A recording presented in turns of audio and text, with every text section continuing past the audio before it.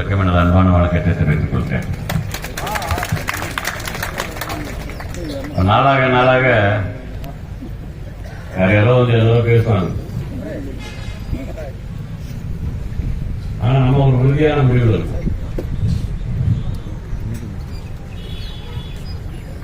ரொம்ப தெளிவா மேனேஜ்மெண்ட் சொல்லிட்டோம். எங்களோட கோரிக்கைகளை ஈடேற்று நம்ம அன்னைக்கு பேசுனா கூலியை ஒழுங்குபடுங்க, வேலைக்கு பாதுகாப்பு, வேலை நடந்தாலும் சரிதானே? எனக்கு ஏதாவது குழப்பம் இருக்காது. ನನಗಂತ ಅರ್ಥ ಆಗ್ತಿಲ್ಲ. ಕೆಲಸ ಮಾಡೋದು ನೀವು, ಮಾಡಿಸ್ಕೊಳ್ಳೋದು ಮ್ಯಾನೇಜ್ಮೆಂಟ್. ಮಾಡದ ಕೆಲಸಕ್ಕೆ ಸಂಬಳ ಕೊಡ್ರಿ ಅಂದ್ರೆ ಸಂಬಳ ಇಸ್ಕೊಡ್ತೀನಿ, ಕೊಡಕ್ಕಾಗಲ್ಲ, ಕಷ್ಟ ಇದೆ, ಯಾರ ಜೊತೆಗೆ ಮಾತಾಡ್ಬೇಕು? ಯಾರ ಜೊತೆಗೆ? ನಿಮ್ ಜೊತೆಗೆ ಮಾತಾಡ್ಬೇಕು. ಅಷ್ಟು ಕೇಳ್ಬೇಡ್ರಪ್ಪ, ಇಸ್ಕೊಡ್ತೀವಿ. ಹಿಂಗಿದೆ ಪರಿಸ್ಥಿತಿ.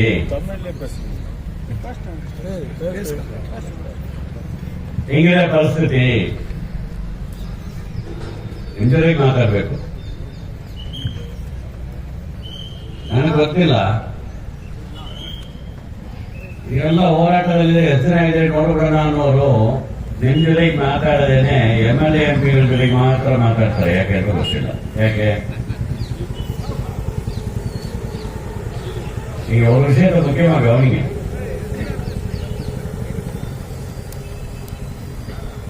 யார பார்த்து பயம்?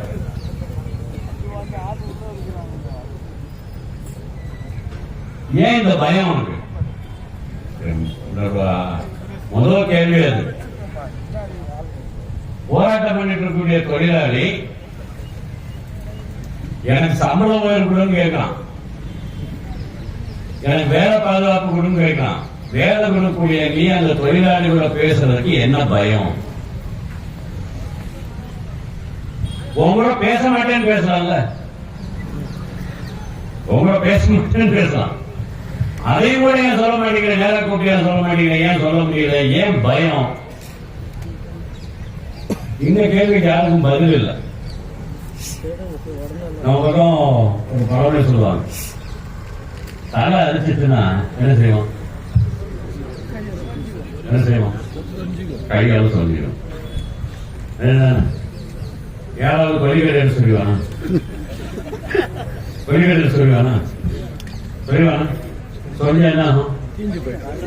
தலை தீங்கு.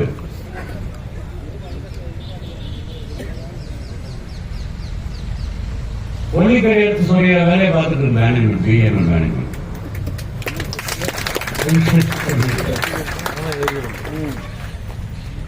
கூட்டு உட்கார வச்சு பேசாம, உதாரணத்துக்கு சொல்றேன், சில தலைவர்கள் வந்தாங்க. ஐயோ இந்த போராட்டம் government policy, central government policy, ಕೇಂದ್ರ ಸರ್ಕಾರದ ನೀತಿನ ಬರೋ ಸರ್ಕಾರ, ಕೇಂದ್ರ ಸರ್ಕಾರದ ನೀತಿ, மத்திய சர்க்காரோட கொள்கை, இது சென்ட்ரல் கவர்மெண்ட்டுக்கு சேர்ந்தது. எனக்கு புரியல. நான் சென்ட்ரல் கவர்மெண்ட் சொல்ல மாட்டேன், சென்ட்ரல் கவர்மெண்ட் சொல்லக்கூடாது. அம்பேத்கர் சென்ட்ரல் கவர்மெண்ட் சொல்ல, பெடரல் கவர்மெண்ட், ஒன்றிய அரசு. கர்நாடகாவும் அதோட சேர்ந்தா தான் அது மத்திய அரசு. மத்திய அரசுக்கு இடம் கொடுத்தது கர்நாடகா கவர்மெண்ட். இங்க வேலை செய்யறவன் கர்நாடகாக்காரன். வெளி மாநிலத்துல இருந்து இங்க வேலை வந்தாலும் வாழ்க்கை நடத்துறது கர்நாடகால. உண்மையா இல்லையா?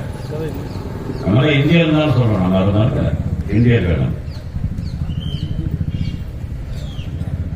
இந்தியர்களை கர்நாடகால வேலை செய்யறவனுக்கு ஒரு தொந்தரவு வந்ததுன்னா, கர்நாடக மாநிலத்தில் உற்பத்தி செஞ்சு இந்திய நாட்டோட பாதுகாப்பு துறைக்கும் இந்திய நாட்டோட மிகப்பெரிய நிறுவனங்களுக்கும் தேவையான எந்திரங்களை உற்பத்தி பண்ணக்கூடிய ஒரு தொழிற்சாலையில இந்தியர்களை நம்ம வேலை செஞ்சிட்டு இருக்கும் போது நமக்கு தொந்தரவு வந்ததுன்னா, அந்த தொந்தரவை சரி பண்றதுக்கான வாய்ப்பு இல்லாத கொள்கை இருந்ததுன்னா இந்த கவர்மெண்ட் எதுக்கு நம்ம கேட்கணும்? கேட்கக்கூடாது.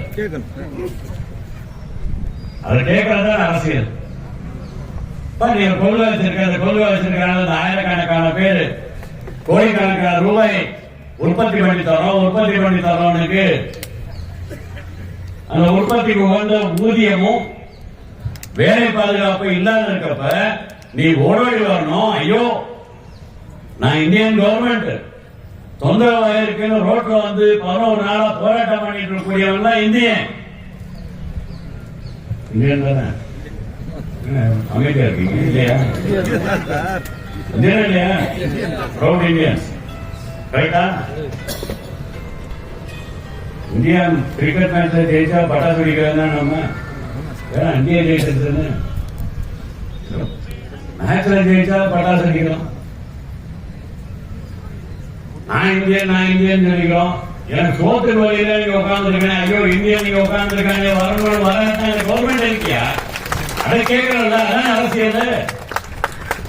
ஐயோ சொல்லுங்க நான் தவறா நினைச்சுக்காதீங்க. அரசியல் பேசுறேன்னு நினைக்காதீங்க. சொல்லியான்ற கட்டாயத்துக்கு வந்தேன். ஏன்னா கொள்ளிக்கட்டை தலைவர் சொல்லிய வேலையை பார்த்துட்டு இருக்காங்க. அவங்க எல்லாம் பேசணும். நம்ம எல்லாம் பேசணும்னு நினைக்கல.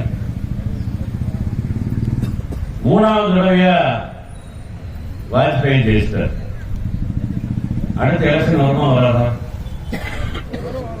வரும் நம்மளாம் நினைச்சிட்டு இருக்கோம். அதுதான் நல்லது. சரி 3 தடவை தொடர்ந்து ஜெயிச்சாரு. 4வது தடவை காங்கிரஸ் பார்ட்டி எலெக்ஷன்ல நிக்க மாட்டோம்னு முடிவு எடுப்பீங்களா? என்ன செய்வீங்க? எலெக்ஷன்ல இருந்தா என்ன செய்வீங்க? இந்த கவர்மெண்ட் சரியில்லை, இந்த கவர்மெண்ட் கொள்கை சரியில்லை, எனக்கு ஓட்டு கொடுங்க, உங்களுக்காக புதிய கொள்கைகளை கொண்டு வருவோம் பேசுறீங்களா இல்லையா? எலெக்ஷன் நேரத்தில் இந்த கவர்மெண்ட் சரியில்லைன்னு பேசுறீங்க. இன்னைக்கே பேச மாட்டேங்கிறீங்க. கேள்வி அது காங்கிரஸ் கவர்மெண்டா இருக்கட்டும், பிஜேபி கவர்மெண்டா இருக்கட்டும், கம்யூனிஸ்ட் கவர்மெண்டா இருக்கட்டும்.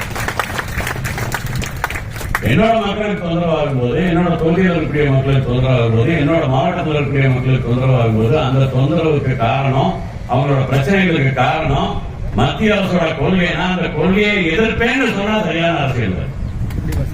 அது ஒண்ணு கிடையாது. இங்க உள்ளவங்களும் ஒரே வழிதான் இருக்கு. அதையும் கேட்க முடியல.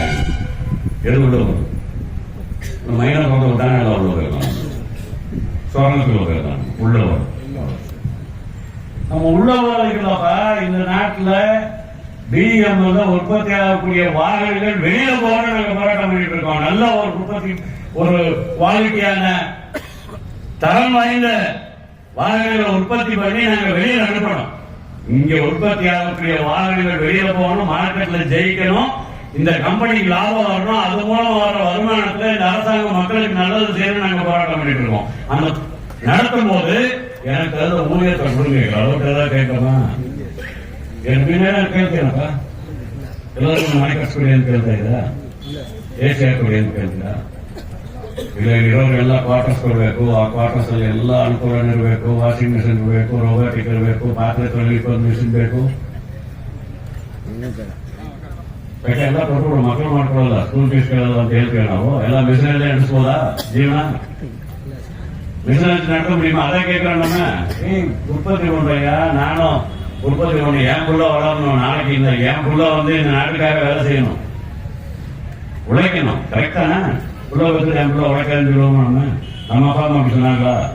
எனக்கு பிறந்த புள்ள சாக வரைக்கும் உழைக்காம உட்காந்து சாப்பிடணும் சொன்னாங்களா? நமக்கு பிறக்கும் போது என்ன சொல்லி கொடுத்துருக்காங்க? பிறக்கும் போது